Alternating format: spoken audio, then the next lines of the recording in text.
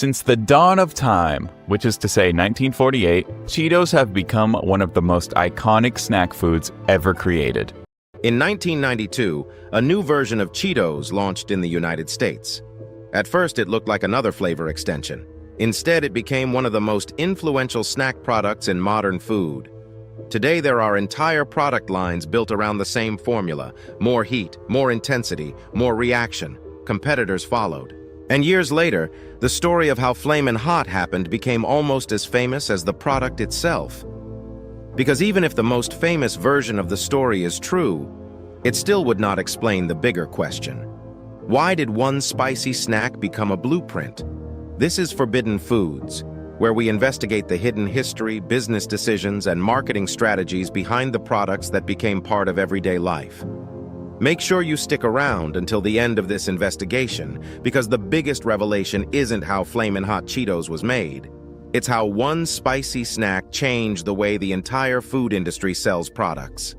To understand why Flamin' Hot mattered, you have to go back to a period when packaged food operated under different assumptions, and success depended less on stimulation and more on consistency. During the early 20th century, food companies were solving problems of scale, transportation, and repeatability. The goal was not making products more exciting. The goal was making them dependable enough to produce millions of times. In 1932, Charles Elmer Doolin acquired a corn chip recipe that became Fritos and helped build one of the earliest large-scale snack businesses in America. That decision helped accelerate an industry built around turning inexpensive ingredients into products that could be manufactured consistently and sold nationally. Some of the products that later became recognizable as modern snack food were not originally built around culinary creativity. The goal was not stronger flavor. The goal was creating products that could be produced efficiently, distributed nationally, and repeated millions of times. What later became colorful branded snack experiences started closer to manufacturing efficiency than food innovation.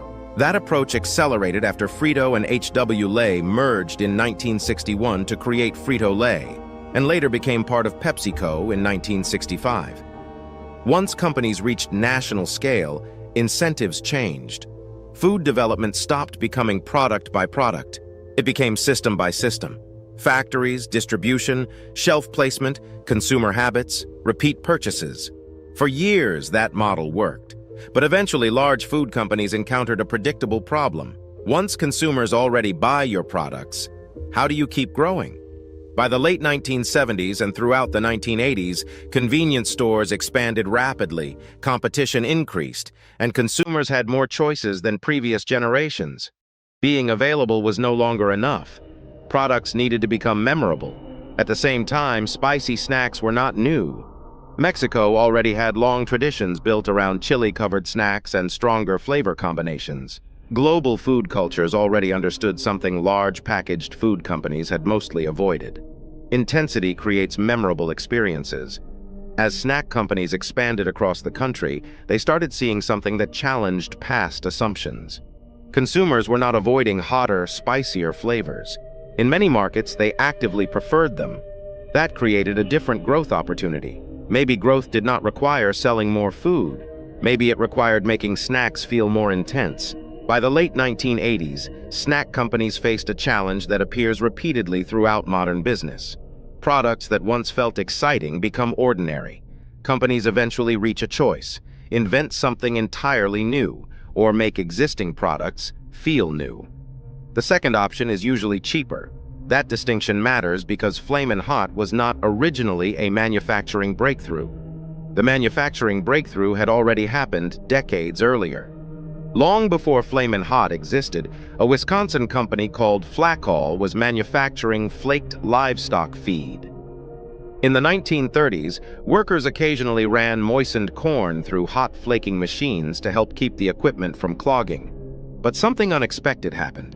Instead of coming out flat, the corn expanded into lightweight puffed ribbons. At first, those puffed pieces remained part of the feed for the livestock. Then Flakol employee Edward Wilson took some home, seasoned them, and realized the accidental byproduct could become a snack for people. That discovery eventually led to corn curls, one of the earliest commercial puffed corn snacks. The puff was not the breakthrough behind Flamin' Hot. It had already existed for decades. What Flamin' Hot changed was everything built on top of it. Frito-Lay already had the factories, the distribution, the shelf space, the brand recognition. Building a completely new category would have required time and enormous investment. Creating a stronger flavor inside an existing system was far more efficient. At the same time, spicy products had already proven popular in many regional markets, particularly where consumers were accustomed to hotter flavors. By late 1989, work had already begun on developing the seasoning that would eventually become Flamin' Hot. Creating that signature flavor required outside expertise. McCormick worked with Frito-Lay to develop the seasoning blend that would help define the product. Test markets reportedly followed around 1990. Then, in 1992, Flamin' Hot Cheetos launched nationally. What consumers saw looked simple, a hotter Cheeto. But several things had changed at once. The product looked different, bright red, aggressive naming, a stronger visual identity. The packaging communicated intensity before the bag was even opened. The flavor delivered more heat. The color suggested more heat. But as Flamin' Hot became one of America's most successful snack products, another story was becoming just as famous.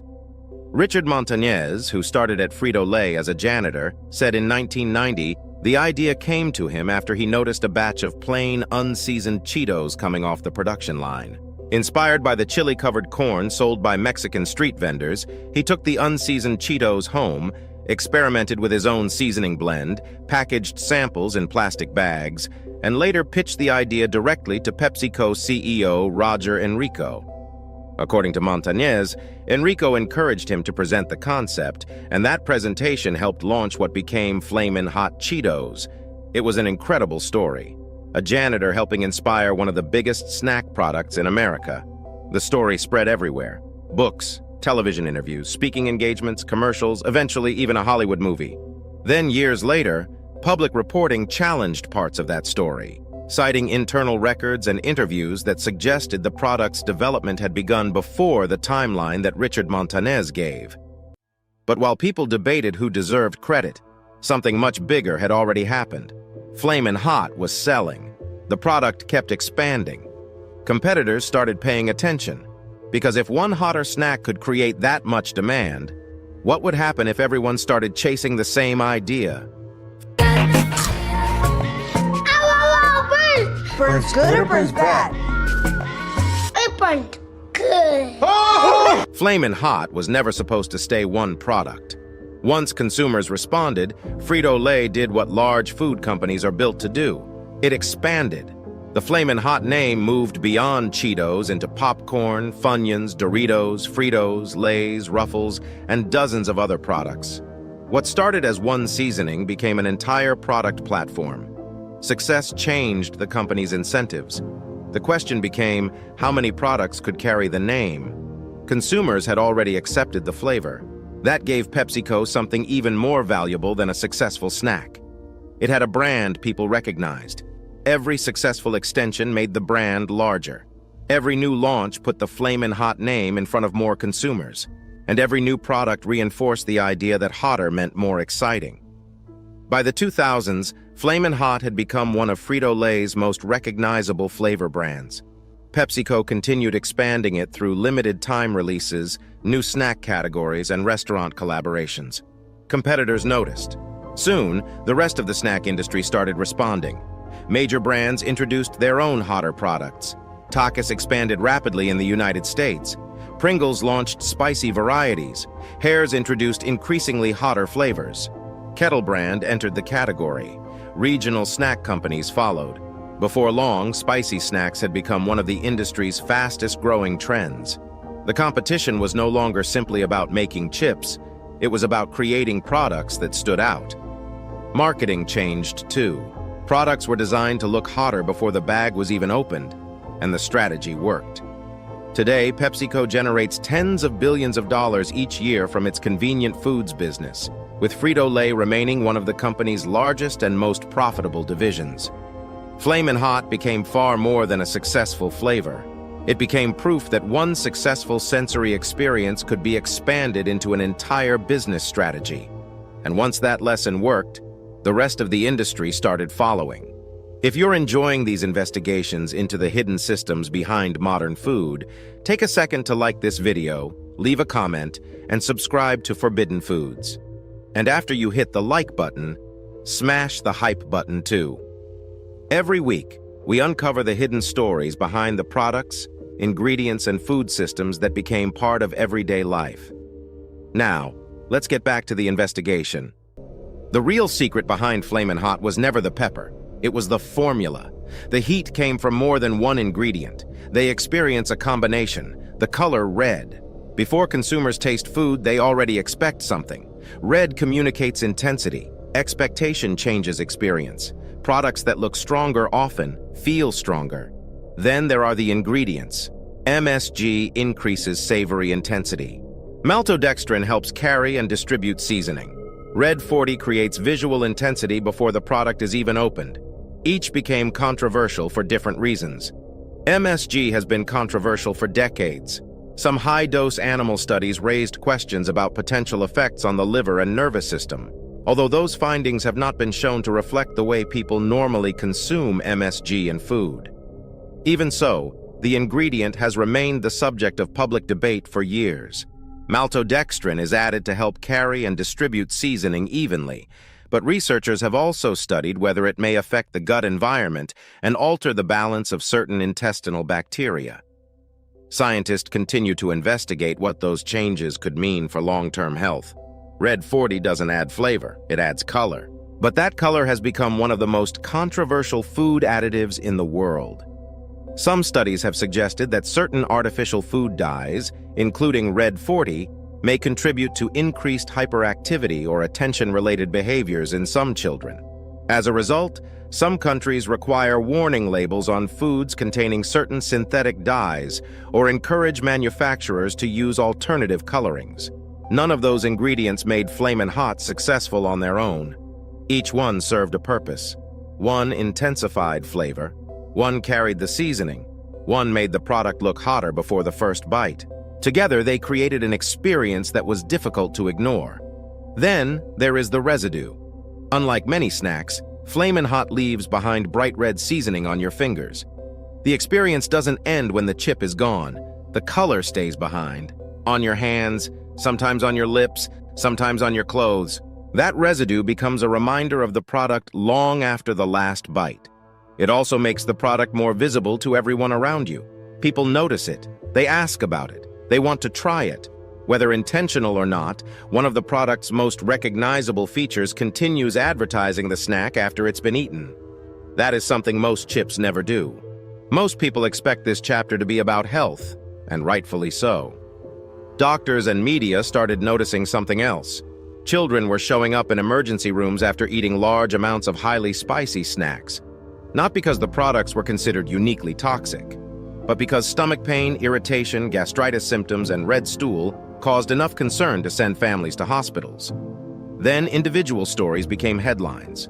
One widely discussed case involved a teenage girl in Tennessee whose gallbladder was removed after years of regularly consuming large amounts of spicy snacks. Her doctor publicly discussed the possibility that those eating habits contributed, although the product itself was not determined to directly cause the surgery. The conversation didn't stop with health. Eventually, it moved to another question. How was Flamin' Hot being sold in the first place? Flamin' Hot wasn't sold on flavor alone, it was sold with personality. For decades, Chester Cheetah became one of the most recognizable mascots in the snack industry. He wasn't just printed on the bag, he starred in television commercials, appeared in video games, featured in promotions, and helped turn Cheetos into more than a snack. He turned it into a brand. For children, Chester became the face of Cheetos long before they understood ingredients, nutrition labels, or food marketing. The character made the product feel fun, cool, rebellious, memorable. That kind of brand recognition is incredibly valuable, because when children recognize a character, they're more likely to recognize the product sitting on a crowded shelf. Years later, that influence became part of a public health debate. Countries including Mexico introduced restrictions on using cartoon mascots to market certain highly processed foods to children. On many products sold there, Chester Cheetah disappeared from the front of the package. Not because the character was considered dangerous, because governments believed the marketing could be. Flamin' Hot didn't just become a successful snack. It changed the direction of an entire category. Before its success, spicy chips were a niche product. Today, nearly every major snack company sells multiple spicy varieties. Entire brands have been built around heat.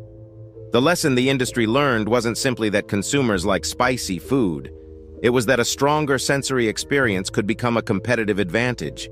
That lesson didn't stay in chips. It spread into candy, fast food, chicken sandwiches, instant noodles. Even soft drinks and limited-time menu items began using extreme flavors to generate attention. More than 30 years later, companies are still applying the same strategy: create a bigger reaction. Flamin' Hot wasn't built on one breakthrough. It combined a familiar brand, a hotter flavor, bold marketing, and perfect timing. Together, they created one of the most influential snacks in modern food. That may be Flamin' Hot's biggest legacy. If you enjoyed this investigation, make sure to hit the like button, subscribe to Forbidden Foods, and smash the hype button to help more people discover the channel. Now, I want to hear from you. What's your experience with Flamin' Hot snacks? Did you grow up eating them? Have you ever had one of those "my mouth is on fire" moments? Or are they still one of your favorite snacks? Leave your story in the comments below. And if there's another food, ingredient, or everyday product you've always wondered about, let me know. It might become the next Forbidden Foods investigation. Until next time, question everything you eat.